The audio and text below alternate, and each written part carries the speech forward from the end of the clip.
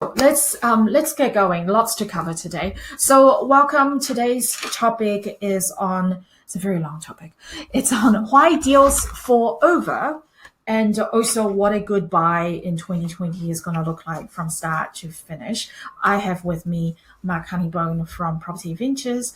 Property Ventures is a real estate agency, started off as a buyer's agency, but had morphed and grown into a proper what's the right word for it? Sales agency, I guess, as well. Yeah, but actually, I know you more than I know your business. So Mike's been a long time member of the Auckland Property Investors Association, and previously a member of Marlborough, on the committee of the Marlborough. Yes. Yeah. So he's been involved with the Property Investors Association for a very long time. You've been an investor yourself, and trader for 14 years. For a very long time as well. So he's got a wealth of knowledge.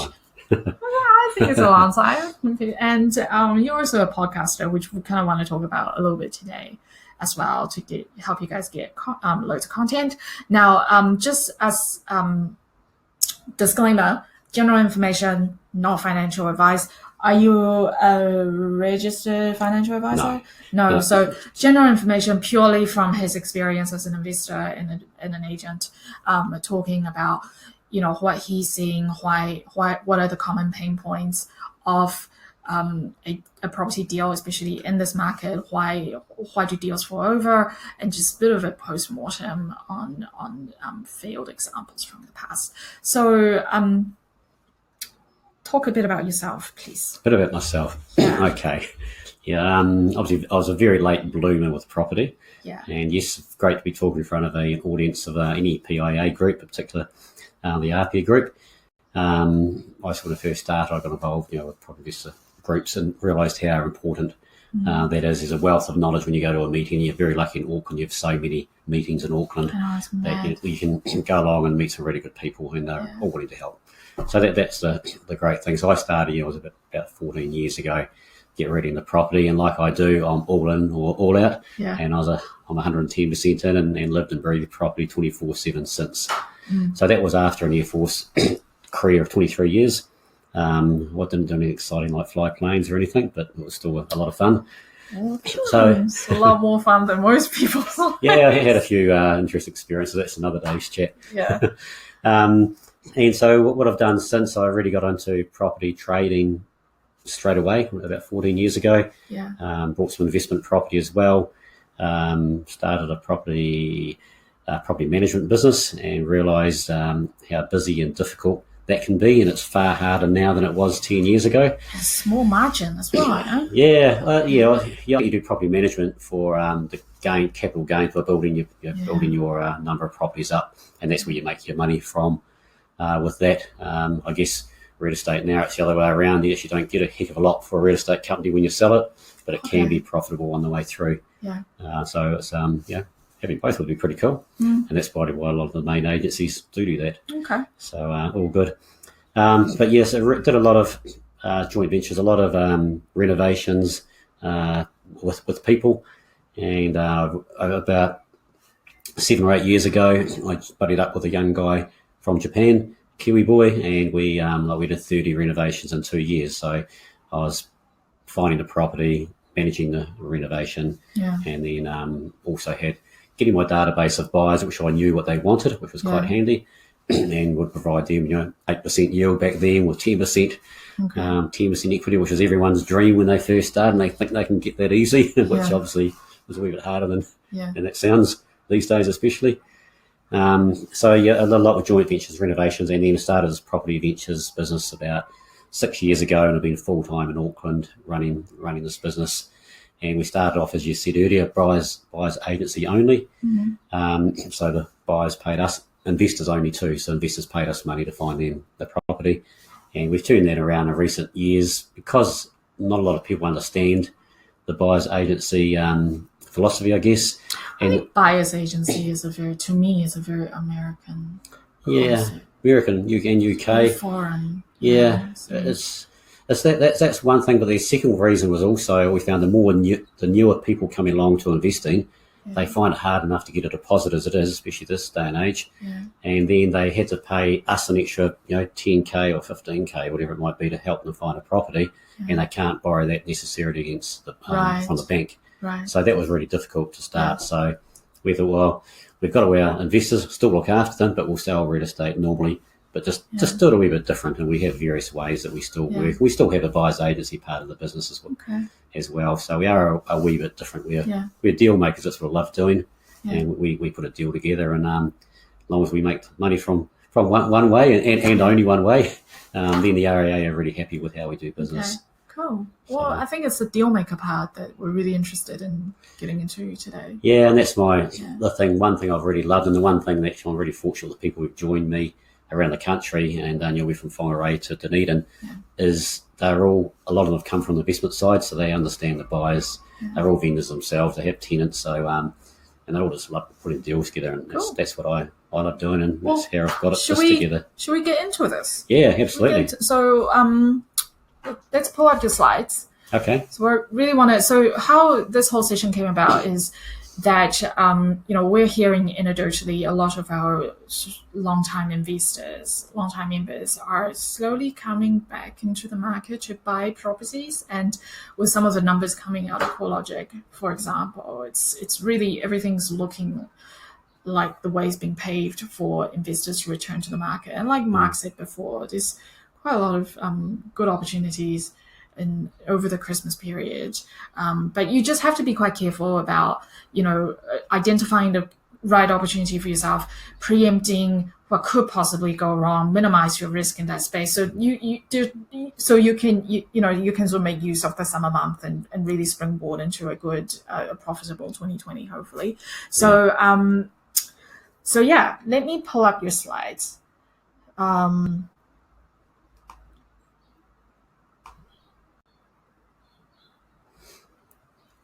Okay, so do you want to take over while I manage the chat box? No worries, sounds good. Okay, so Sarina's given me a few pointers of what to talk about today, and they're already on the screen now. And it's important to see why deals have fallen over this year, because then you can learn from that and preempt next year and not do what people have fallen over, as I said, learn from other people's experiences or pitfalls that have happened. Common pain points of a deal, a lot of you will realise sort of what they are, but just to go over a few tips along the way, I think will be important to talk about. 2020, that's the main reason I'm probably here, and it's really important that we understand where we've got to before now, and then what I'm seeing in the market, and what I think is going to happen, and how you can benefit from the next 12 months. And then just a few tips again on going through your properties from when you do a deal. You want to buy a property for your portfolio, just a few tips on how you can manage it, so you have a good process on the way through. And there are a lot of pitfalls and a lot of things happen that inexperienced people have happen. So, so let's get into it, I guess. Next slide. Yeah. All right. So the first thing is, why have deals fallen over? And as I said, some of this will be common knowledge for you people that are watching APIA presentations and go to events all the time. One of the first things is obviously finance, and we've seen that as far as on the real estate side here, the deals that have fallen over, and the serviceability is the big thing. And a few of us would have heard Chris Peterson talk over the year, I guess. But one of the big things of serviceability is we go, we can get a loan. The refinance the other day for 3.49%. Great, that's good. But if you're on an average income and they don't look at 3.49%, they look at 7.6% or thereabouts that you have to be able to service with that property. So that one alone actually trips some people up now. They think they're okay, but they're not. Another one is a lot of people at the moment do joint ventures. And of course, if you have two or more people go along to get finance, they'll look at the weakest link, I guess, or the weakest person with finance. And if they don't fit the portfolio or the criteria the banks want, they won't necessarily get their finance. So that's they are the two main reasons on finance why deals fall over. The other side there is got non-consented work. You might think, why is that? Because a lot of us like buying unconsented properties, because you can, that's where you make your money. You want to add value to it and get a good equity in there after you've brought it. But one of the things is a lot of the bank will look at a property, might have something South Auckland, West Auckland for they want $700,000. It might be a house needs a bit of work and unconsented garage, and you have to pay $700,000. And the bank get hold of the builder's report or the valuation and say, hey, the garage is not consented. So they do the value on $600,000, not $700,000. And then, of course, if that happens, the bank, you're only getting 70% of 600 and not 70,000. So you have to have a whole lot more equity to buy the property. And if you didn't know that when you started, you can't buy the property.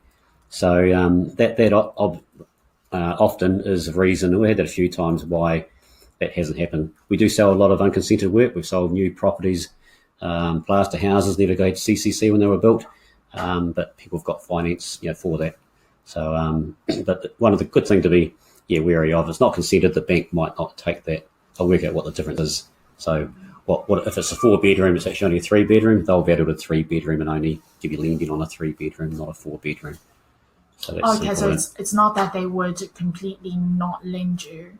Yeah, no, it's just they'll work out what the difference is of what's consented and what's not consented, and they'll borrow against that consented only. Would second-tier lenders treat unconsented differently? Some might. I'm not going to get ask Chris Peterson. Probably a question that for one Chris day. Peterson, guys. Not all your broker. Type in Ryan's email. Yep.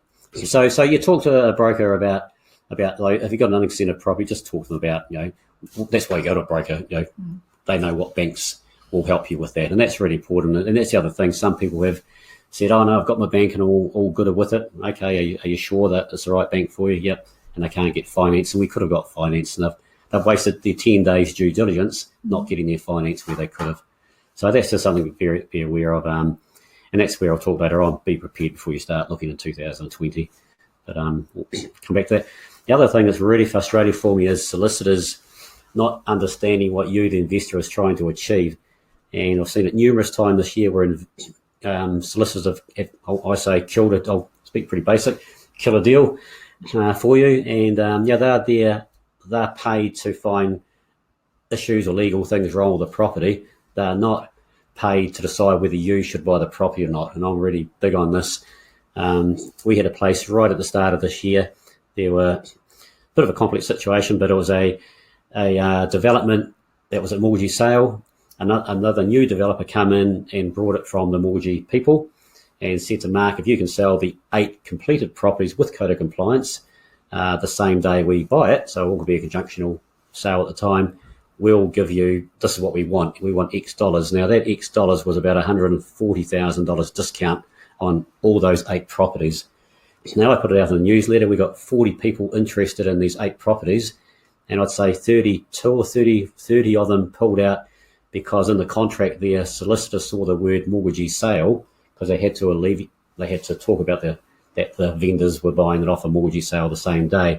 It really, for us as a buyer, it didn't matter because who we were buying off, and the new developer, they had to provide us a new property.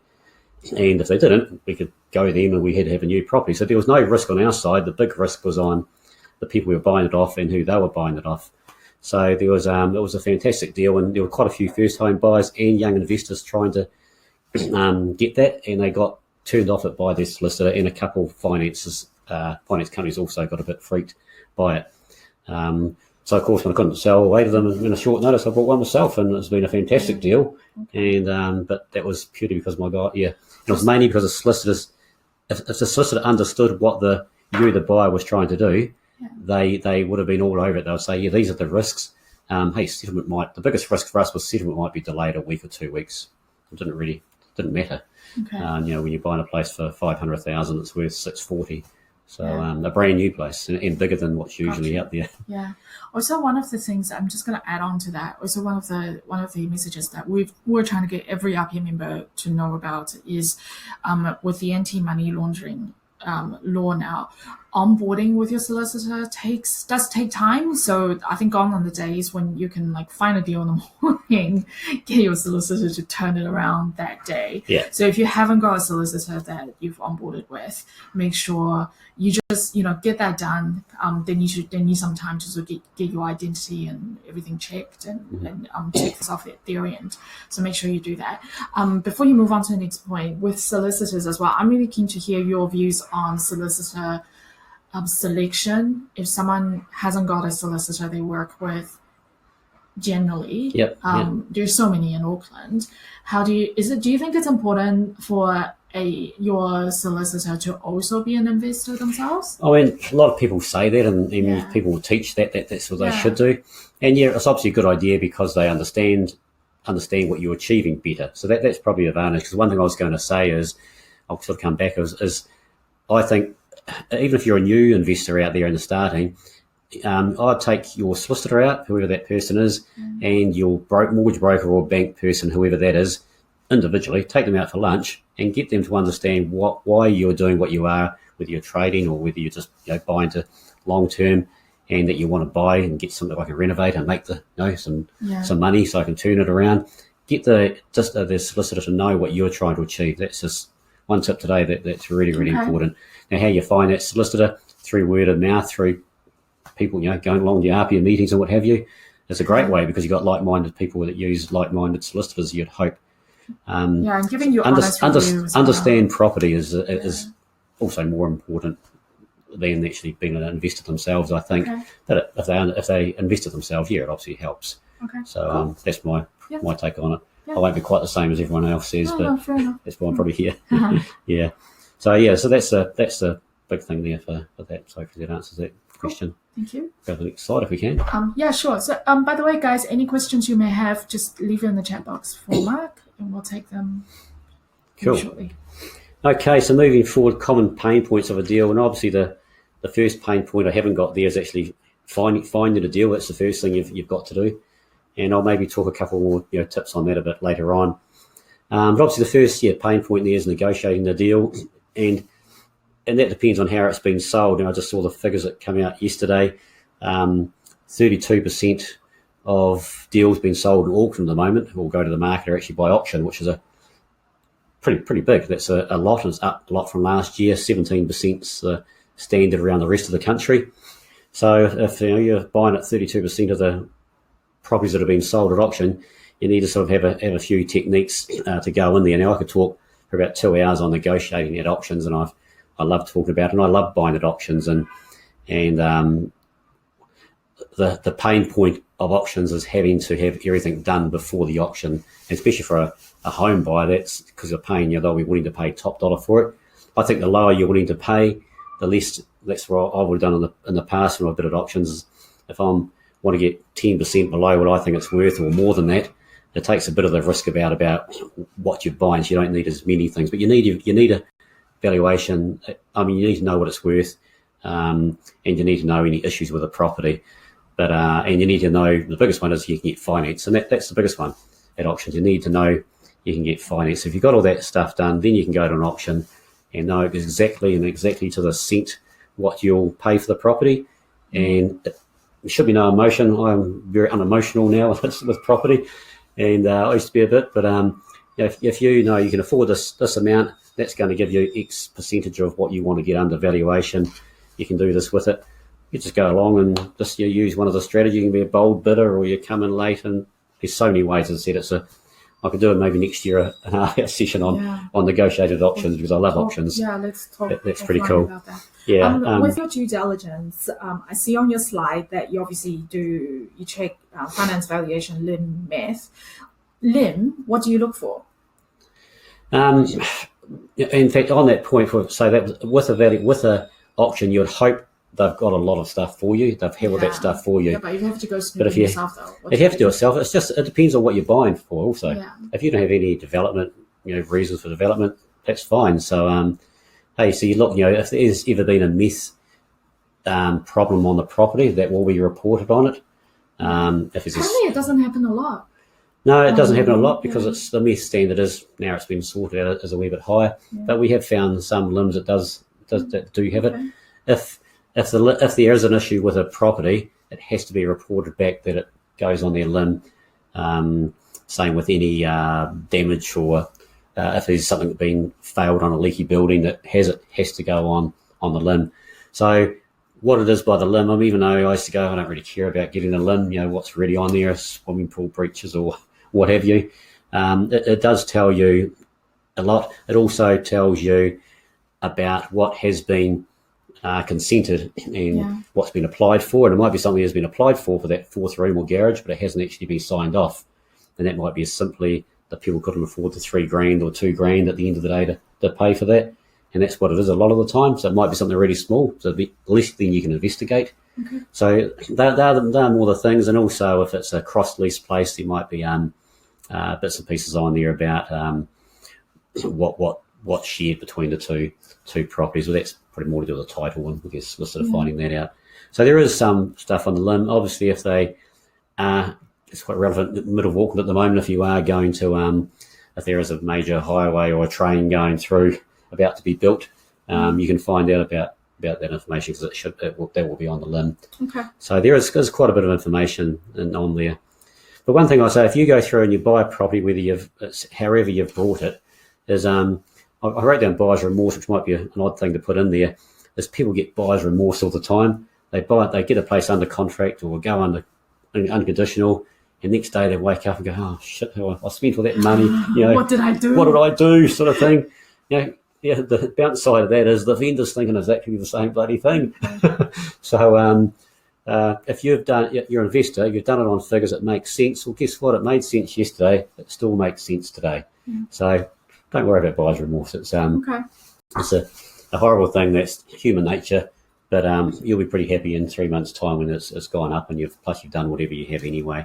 So yeah, I also wrote the finance evaluation, all those bits there, because some of that stuff does take time, especially with finance now. They need valuations usually, not always, but usually. And if they need a valuation, like this time of year, it's hard, it's busy at the end of the year, and you might need longer than you think. So what's your experience there? What's the average turnaround time for finance valuation? I'd say 10 days is. And any tips on comfortable-ish with it? Any tips on getting yourself on top of the pile? Like jumping queues? No, I'm not on jumping the queue. Just keep on top of them. If you need finance, keep on top of them every day. Don't let because some banks are terrible. Some brokers are terrible. They'll wait to the 8th day before they look at anything. Some solicitors do that. They'll wait the 8th day out of 10 before they look at the contract. They go, oh no, we need this done. Well, that takes 5 days to do. Okay. And it's really important. Why that's important now and moving forward to 2020, the market, again, the way I see it, is pretty good right now, and we're getting quite a few backup offers. Now, what a backup offer means is if you've only got give yourself 5 days to get your due diligence done, and all of a sudden the bank says, well, we need another 4 days, and there's a backup offer, you can't extend past those 5 days. Right. And because if those 5 days come in and someone might be behind you, they may even be unconditional. There's no coming back. If you ask for an extension, the vendor can't give you an extension. So you have to buy it on that 5th day or not. And if you haven't got finance done, that puts you in a really bad situation. How often have you seen deals fall through recently because they've not given themselves enough? Just yet, but I have seen 2 before that have fallen over. Yeah. Over with that we had one out in Cumu just recently. There was a backup offer there, and they ended up buying the property. The first ones were floundering a wee bit, to be fair. Yeah. But it does happen, and it will happen more and more in the next 12 months. So that's a really big thing moving forward for the next 12 months, I think, is and I hate saying I like keeping, as an agent, I like keeping the due diligence as short as possible because it's a done deal, we all get paid. Yeah. But as an investor side of it, you still have to negotiate well to get the property. Of course, in the days when we have all the power as an investor, it's great to go, I'll put 2 days due diligence and we'll just ask for an extension for a week or so, which is great when the market's not hot at all, there's not many buyers around. But at the moment, and starting next year, there's a lot of buyers around right now, so that is more of a risky type thing. So, cool. Yeah, so that's all quite cool there. And same unconditional. That's just saying about do it on time because of the backups. The next pain points, obviously, settlement. again, get onto things as soon as you can, especially if you want to settle 10 days after or 5 days after unconditional, because things take time. Newer investors won't be aware that the bank, you get a loan from the bank sends a loan documents to your solicitor, and you get all that done, and then they go to write the loan, and then the day before settlement, and they go, you have got insurance. And as a new investor, they might go, insurance? Oh no, I never thought about that. And they have to have it set insurance before they'll lend the money, and that can hold up settlement. Settlement holds up, costs you money, and so it's just keeping on top of things. I just wrote a couple of things down there as already things you may have to be aware of, but get onto it earlier than later. That's really what I'm glad you mentioned insurance, because one of the things that we're hearing as well is that insurance companies are taking a little bit, especially with rental properties, taking a little bit longer to look through the details, taking a closer look at properties that they're considering insuring. So once again, the feeling we've been getting is gone are the days when you could easily arrange for insurance over the phone. Yeah. So yeah, definitely make sure that you stay on top of, keep all the stakeholders informed. Yeah, absolutely. It's just keeping on top of people, and you have to do that all the time these days with property. And of course, insurance is the thing. You can know who do you go. There's so many insurance companies out there. Do you use a broker? I was doing a lot of stuff in Christchurch the last 2 years, trading properties down there, EQC type properties.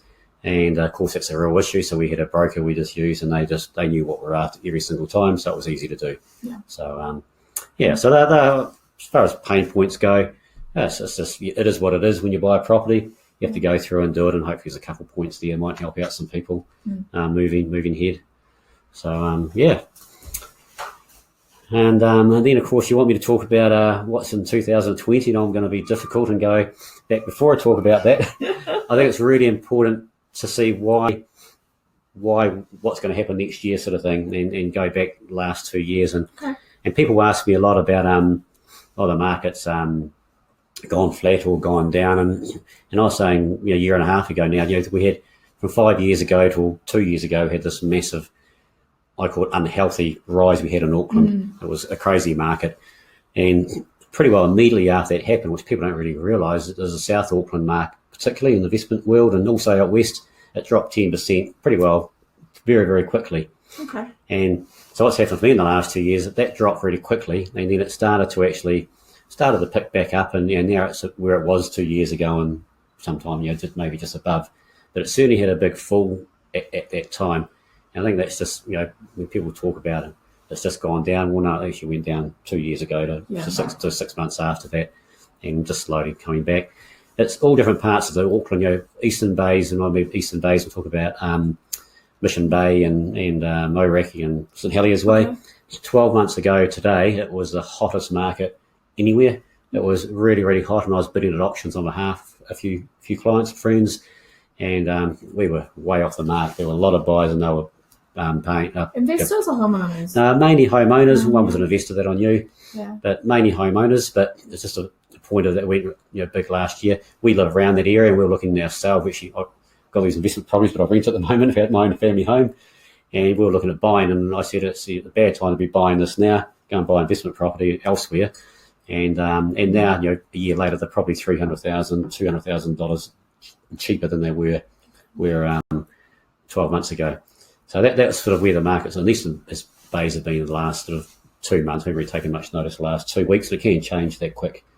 Off the plan builds, so I mean, they're buying from developers a year, 2 years ahead.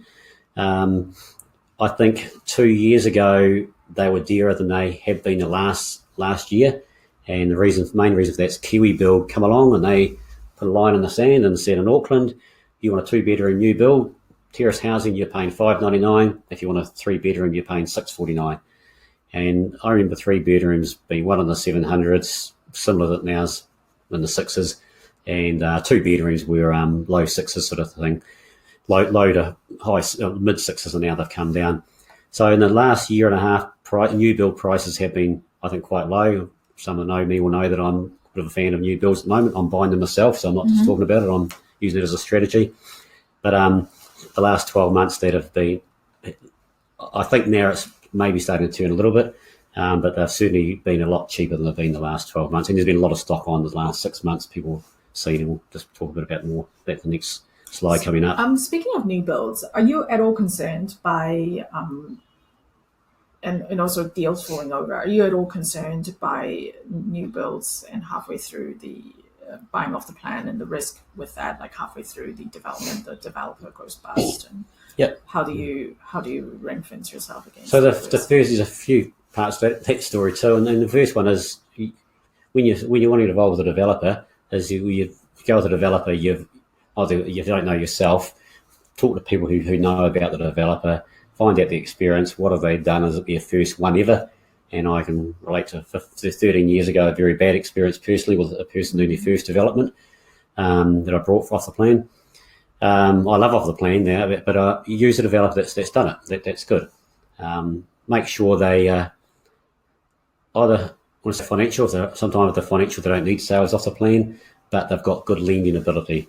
Now, it's hard to do that when you start out. I didn't have that when I started out 13, 14, 15 years ago.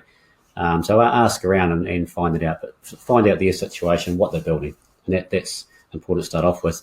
If for some reason they do go bust, you make sure the sale and purchase agreements are good at the start of it, because if that happens, you get your deposit back plus any interest. So if they don't fulfill their part of the agreement, you get your deposit back plus interest, which is not a heck of a lot these days, but you get your money back. That's the most important thing. The horror stories of 10, 15 years ago, which some people still relate to, is a thing called a sunset clause. And we talk about this a lot here, but sunset clauses, it can be for the vendor or for the purchaser. A sunset clause, what you want as a purchaser, and I want when I'm buying them, is if the place, they might say it's going to be finished by June next year, and they'll put a sunset clause saying if it's, for our side, if it's not finished by December or June the year after, we can pull out of it. So it's taken too long, and we can pull out if we want to. If it's gone up, we're not going to pull out of it because we made a lot of money. So that's the first side of it. What happened a few years ago, 10, 15 years ago, a lot of developers put a sunset clause in for them, and they would be a year down the track and they go, shit, as we sold this place for $500,000, it's now worth 600. We want to cancel the deals, and so we'll extend the build to make sure it's not going to settle. We can cancel the builds and we can resell them all for 600,000. Put developers in a real bad light. Really bad face deal. Really, really bad. And that did happen a lot, happened in Australia, happened a lot here, also around Auckland in particular, I think. And I know some people lost 200,000, wouldn't lose, well, they were about to make $200,000 or $150,000 when that happened. So that's those days are, what we do. We were a developer, we actually give the contract to a solicitor that we trust to check it out. So we know that it's good from our side of things. Just something that we do, so we don't want to be in a bad situation. So it's a really good question, and that's what scares a lot of people off the plan. But get the sunset clause in your benefit, and it's up to you. It's up to you what you do. Basically, get advised. No, just a wee minute. I've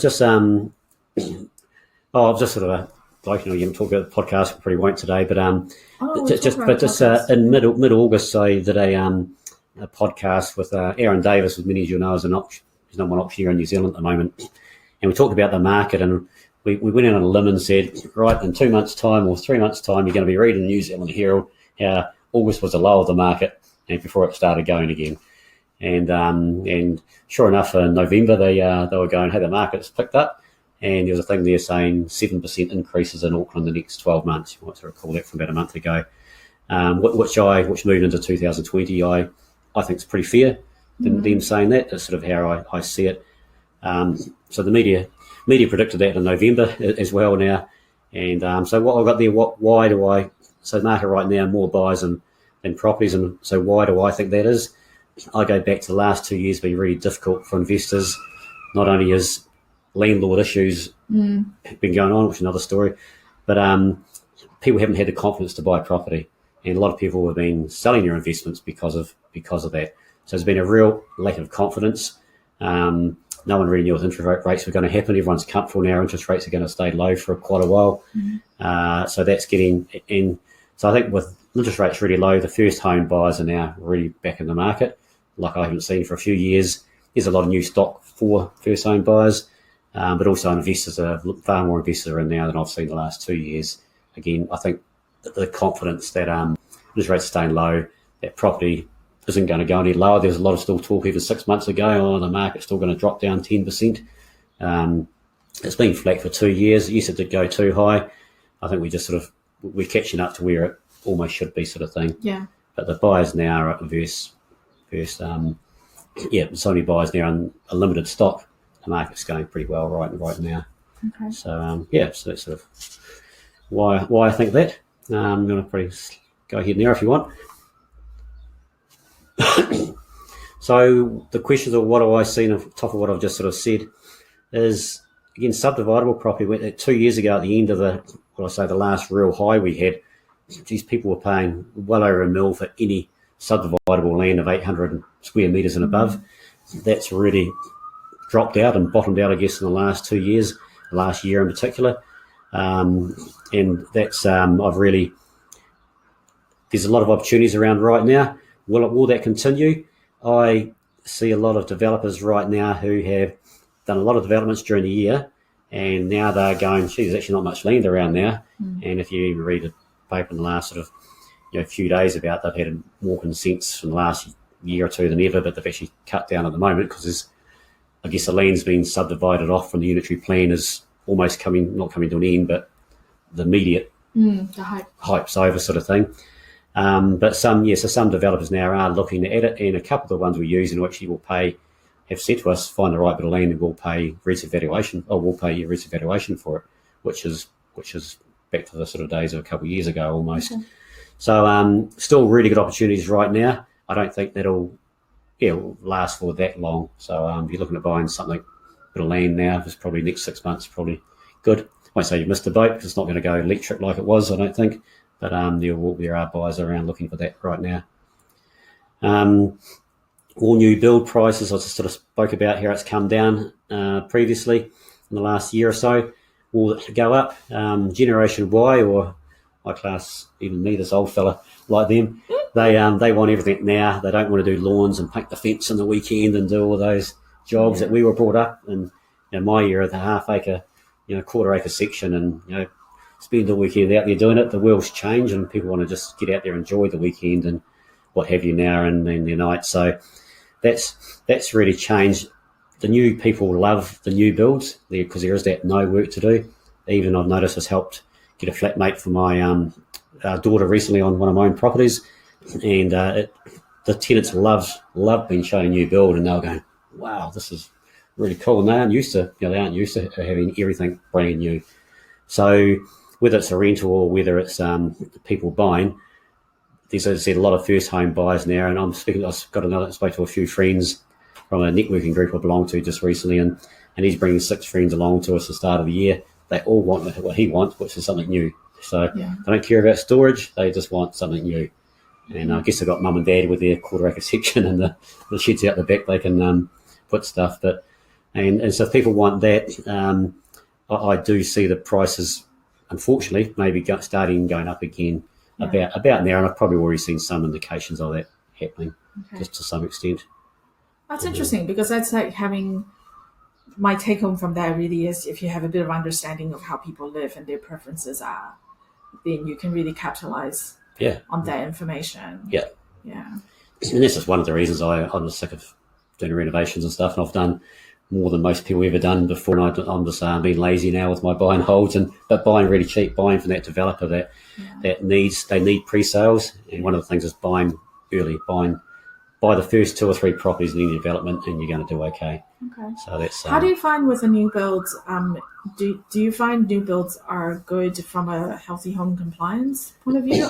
Do they generally come compliant anyway, even if they're sold to homeowners? Yeah, they have to. Really, they have to be compliant these days. I mean, they don't. I guess they don't have to be. It depends on how much bats are and how thick they are and what have you.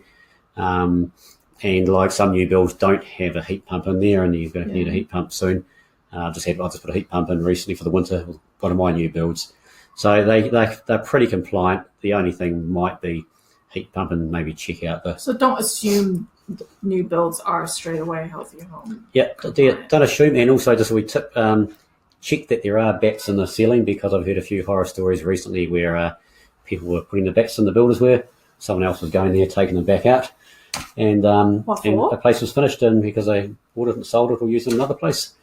Just some horror stories that I've heard that during the year. Yeah. So don't know, get your builder, even a new build. If you're going to buy the place, I'll still buy it, but go and get a builder. Just walk around the property before you the final sign off with it, and then just get them to do a few obvious things like that. So there you go. That's all. So will the market be saturated with 2D properties? And the reason I've got that in there is I don't know what's going to happen at the start of the year, but I know in our small company, we've got a lot of our agents are holding off 3 or 4 properties they're bringing on in the start of the year. So if we're doing that and we've only got a few agents, and that's happening amongst other agents, there might be a lot of properties come on at the start of the year. As I said, there's usually more right now. And so will they be saturated? I think there's going to be a lot more properties on the market in Auckland for January, February. Will it come saturated? I don't know. I possibly don't think so. For the amount of new builds that have been finished in 6 months, and people are still buying them. I don't think there's going to be this big. I don't think there's going to be too many properties during the year. Who knows? That I may be proven wrong there. I know there will be a lot of properties come on the market January, February, and maybe even March. Okay. So seeing that you're quite cautious about the stock out there in the next year, what would be your tip for people to maximize their leads? Like obviously, if you increase the input into your funnel and then assess deals from there, if you increase the number of leads that you come across, then you're more likely to find a good buy in 2020. 100%. So what would be some of your tips to get more leads? Is talk to a lot of people. Talk to people when I was in the APIA groups, and they might know people who are going to sell. It's finding as many people. It's the opposite of selling a property. You want as many buyers. This here you want as many leads and stuff to get. It might sound really odd, but talk to. I don't believe I'm saying this, but but talk to some traders. Just make sure they're not making 40K on the way through. They're making pay someone 5K to find a nice property for you. Okay. Go to some really good agents. Go to really good agents that understand, and agents. And it's hard for you when you're starting out as an investor because you'll go to an agent, and a good agent will go, oh, here's someone else. They think they want to do this, that, and the other, and you have to get runs on the board really before some real estate agents take you serious. But don't just have one agent. Go to one really good agent from Barfoot's, another one from Bailey's, another one from Property Ventures or whatever. But get as many people as you can, but get as many people to know that you want to buy a property, and get involved. And if you're if you're looking at something like a new build, I'm not holding this up, but go to someone like us that deals with not just one developer or 2 developers. They deal with everything, because then these options will come around. It's getting the more properties. We're really, really fortunate. We have a couple lead generations that we get, one in particular that's incredibly beneficial for our company and just ourselves. So by getting any other people like him out there, but finding out about how to get a property. So talk to people who find out about properties on the market before because as a buyer's agency client, what we do for our buyer's agency clients, I don't think it's about. There's 2 things. One is hopefully you'll get the commission they pay us. Hopefully they'll get that back and more. But I think it's more about finding a property that's you're never going to hear about. It's never going to come on the market. And that's really important when you're the buyer, that you're finding something like that. Now we've got a young guy who's overseas every second month, and his wife, and they're finding they want something at the moment just outside of Auckland. But we'll get them something that won't never be on the market. Or we'll probably will. We don't know, but we probably will. And that's great, because then we can negotiate the heck out of it. They don't want to use a real estate agent, which is great, because then you can buy a really good buy. Okay. So you can't buy good buys through real estate agents, but it's knowing the agent. Again, the agent knowing you, taking them out for a coffee or lunch, and they can all line up and take me out for lunch. No, but you're serious people in your team. It's about having that team around you. Do that. Get them on your team and get them out there. So it's just a matter of talking to people. I mean, I network too much, but I tell everyone what I'm after. Yeah. So cool. So so that's all good. So maybe maybe quickly go through one more slide there, and we're pretty well just quickly go through. I think the fundamentals of property, the basic fundamentals I'm not going to go through, is really important this year. You've got to buy well, look at location, buy under value. the basic stuff. But really important next year. The first half of the year might be a good time to, well, I mean, probably March might be a good time to buy. February, March, when all these properties have just come on. The good thing about buying right now is it takes vendors, for one really important point, is it takes the vendors really, really a long time to realise what the market's doing. 6 months ago, a year ago, and they were still going, the market's going really high. I want my top dollar for my property. And it wasn't. It's been going down like that for a year. And it's only now where vendors are getting really, and I've got a thing there about being patient. That's for if you're purchasing a property, because the vendors right now, they've realised the market is actually, they've listened and they've got in their head that the market's gone down. So if you're there and you're $20,000 apart, I've seen numerous times just in the last 2 or 3 months where the vendor has folded overnight, I guess. I shouldn't be giving 2 tips away, but they're folded overnight, and that's where you can get your deal, because they think the market now is bad. Now, if they think it's bad and it's actually about to go pretty well right now, good time to negotiate. So there's 2 sides of it. There will be more property in February, March and onwards, but also right now it's a good time to negotiate to a nervous vendor. That's probably a really good tip here with that side of it. Just a wee couple of tips right in the bottom. Here's another way, finding. You talk about how to find properties. There's a wee tip there, and I got this told me years ago, is the best auctioneers call a whole lot of auctions in a weekend. They might call 10 auctions in a weekend. Anyone can ring an auctioneer up on Friday afternoon or Friday morning and go, hey, Mr. Auctioneer, how many you called in this weekend? Are there any auctions that you don't think there's going to be anyone at? And they're not doing it right or wrong. They might say, there's one on 6 Smith Street. As far as I know, there's not many bidders. We never know, 10 might turn up, but at the moment there's not many bidders there. So not many bidders at an auction. What I just said, they still think the market's bad right now. They know no one's turning up to their auction. They might just take a buyer, and I've bought one really good property in Te Peninsula about a year and a half ago with that exact strategy. So go and ask them, find out that if you want a good buy, there's one way to there. Or take an auctioneer out for a good auctioneer out for a coffee. And they want to see an auctioneer, for their stats, sell under the hammer. So if you can be that buyer and there's no one else there, great stuff. Yeah. Okay. As I sort of said about the within the offer plan builds, get in early, buy as soon as you can if you're going to buy. If they're discounting it, usually the developers that need to sell a certain percentage before the bank lend their money, they're the ones you get your really good deal from. They can still be very good developers, and that's who I buy from. If you buy in that first few properties, after the first 3 or 4 are sold, they go up 10 or 20k. Then after they get to pre-sales, they'll go up another 20k, and then when they're finished, they're up another. And there's that gap of $50,000 to $60,000 or $70,000 that happens by default. It doesn't matter what's going on in the market outside that development. I call it the development market. And if you buy first, you've made money regardless of what's happened. So that's an opportunity to get some good buys there. Do you find if you buy on a new build, if you buy off the plan early, the earlier you buy, do you find the greater the risk you take on? Not really. If you've got a good contract and the worst happens is you get your money back plus interest, there's not really a lot of risk. For a while. Yeah. Okay. And if they have delays and does get delayed 2 years or a year, and you've got a chance to get out of it, and the market has gone up, great. Well, for a 50k deposit for a $500,000 place or whatever it might be, I'm making a whole lot of money on my $50,000. The fear for a lot of investors not familiar with that space is that your money gets stuck there. Meanwhile, the market's gone down. Yeah, and that's the reason why I just said why. Yeah. Because you can't. The big thing why other investors don't like new builds is because you can't add value, you can't subdivide. So that's why you have to buy. With my investment hat on, you have to buy really well, and that's why you buy in your first 3. Because of the market, if you're buying 10% under value and the market drops 10%, well, so what? You've just done what every first home buyer does. They pay market value for a first home. Okay. And of course, as we know, eventually it's going to go up, and your strategy is long term. Yeah. So that's why you buy at a good time in the market. Nervous about a year and a half ago. Now's, in my opinion, not a bad time to be doing it. So, and as I said, 7% of what the papers are saying, I agree. 7% is probably fair. I don't think that's outrageous.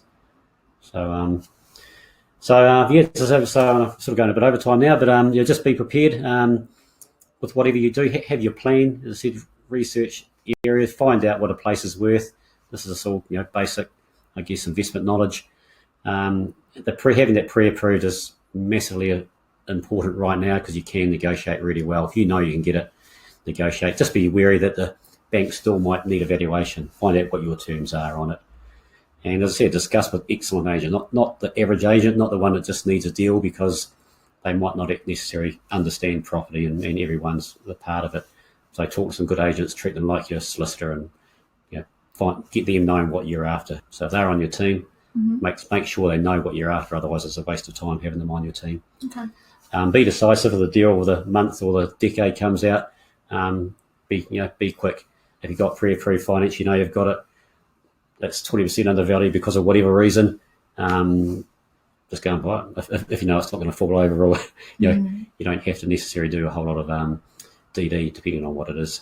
Okay. And I've repeated that. Be patient. That's purely what I mean for that. Is if you're buying right now and you're a 20k apart, just be patient. You'll probably get the deal. Okay. And that's it, sort of thing. Cool. Yeah. So for Property Ventures, what we do here, we list and sell property. We you obviously purchase investment properties through us. We have a new build consultant for new builds and off the plan property, and we have this thing called New Zealand Property Podcast video series, the only one in its type in New Zealand at the moment.